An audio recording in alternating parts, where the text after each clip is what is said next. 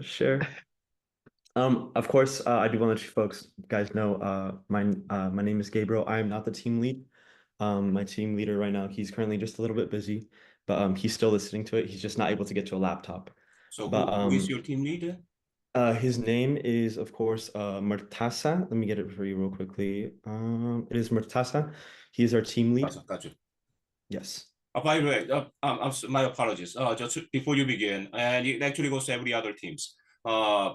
In case I realize that some of you have either some of the text, the second team, the VR presentation. Also, in the later time in the future, you are going to showcase some of your codes before us in the future iterations. Would you be kind enough to have a sufficiently large font size so that Venkat and I can read it correctly? I mean, we are getting older and it's really hard to see the tiny dots. So if you can have the font size at least minimum 10 to 12, that would be great. Thank you. Appreciate it. Noted. Okay. Of course. So from NG, we got the Fleet Monitor onboarding companion. Let me get this very quickly. So of course, our understanding of the project, so we have a little bit of an overview. What NG needs is to train new and existing ROC users to safely operate and communicate with BESS equipment, which is the new batteries that they have bought.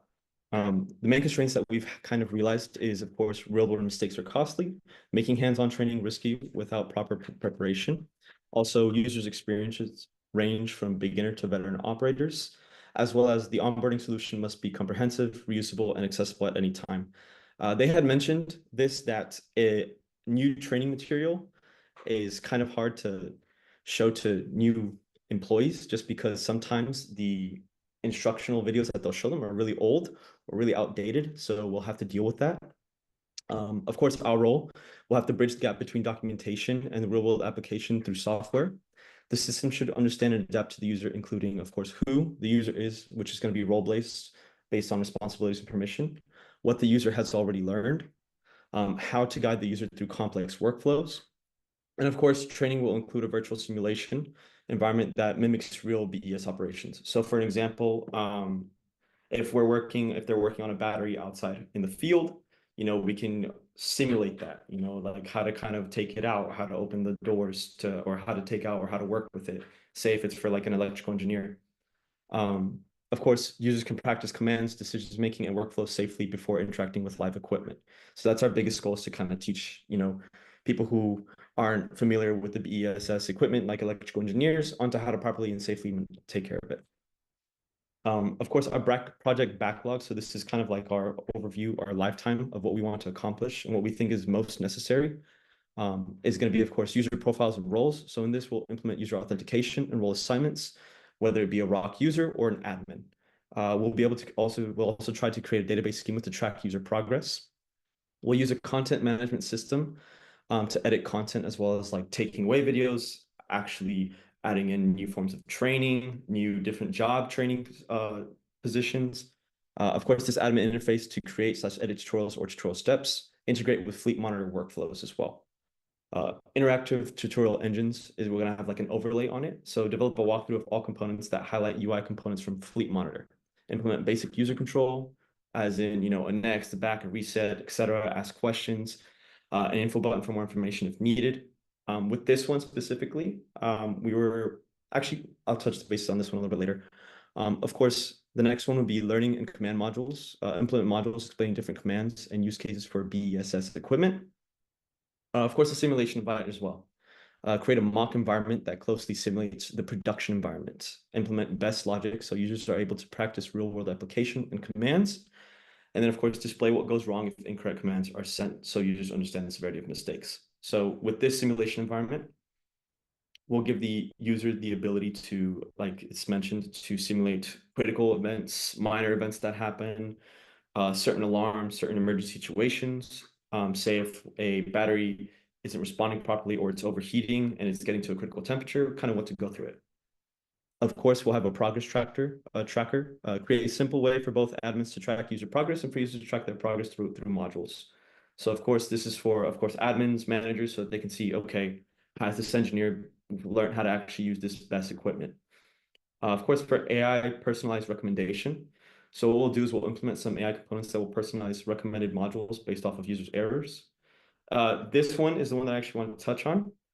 With this one, for example, if after you've watched a video or you've read a document or a segment that NG has on certain best equipment, and you're taking an exam for it, or you're doing and you're in the simulation for it. If you keep on, this AI will keep track of everything that you have a hard time with. And if this AI will be able to recommend, okay, come back and watch this video, come back and watch this one. Here's my recommendation, or here's what we think that, or here's what I think that you are having an issue with. Here's how to break it down deeper. Also kind of like almost a little bit as like a tutor, essentially. Of course, with the feedback mechanism, it's going to be a review system, allow users to rate or give feedback to admins on the modules. This one's important as well, just because there are so many different ROC operations positions for different things and monitoring. And so, especially at NG, just because they have so many stations all over the not just the world, but especially in the United States. This one will allow for us to train, of course, new ROC operators, say, okay, if veterans come in and they use it, they can give their content on their 2 cents on whether this needs to be improved. Maybe we should tweak this, or even if a new employee doesn't like the way the UI works or the interface works or how it teaches you. And then, of course, for iteration 1, we want to implement an overlay UI.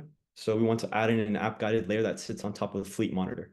So with this one, of course, we haven't been given access yet by NG, and they are still in the process of doing that. We actually have only gotten one email back, and that was for the times as well for when to meet with them, which I believe we chose February 18th. But with this one, essentially, as I believe since the fleet monitor is on Broadview, and so that's a web application. So we would, instead of having to work with, creating a whole login page or creating a whole segment, a whole different way to authenticate the user, I believe they already use Fleet Monitor to actually authenticate users. So we'll just kind of piggyback off that and then add to the Broadview or the instructional on there. Of course, we'll make a database schema. This one may not be needed to do either, just because NG, I believe, might already have their own database, so we would only have to pull from it as well.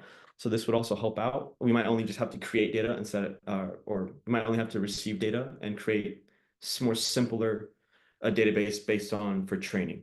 And of course, that says structure different data tables based on data we will be receiving and data we will create. For the framework for different user access, we'll create role-based access. For example, an ROCC lead, an engineer, admin/trainer, etc. So different full role-based accesses and a framework for it to be able to add in other positions. We'll do, of course, create user stories for the ROC stories. For this one, we had thought about sticking to one simple job. So for one simple ROC position, and then just asking a bunch of questions about it, kind of piggybacking off of that and creating our actual framework for the different user access based on that. Of course, for this, we'll learn different roles for ROC employees in order to create much more fluid onboarding. We'll use these stories to drive future features and acceptance criteria. And of course, the structure for tracking user progress. With this one, we will define how user progress should be measured and displayed, possible step completion, quiz scores, time on tasks, and essentially more items of that sort as well. And yeah.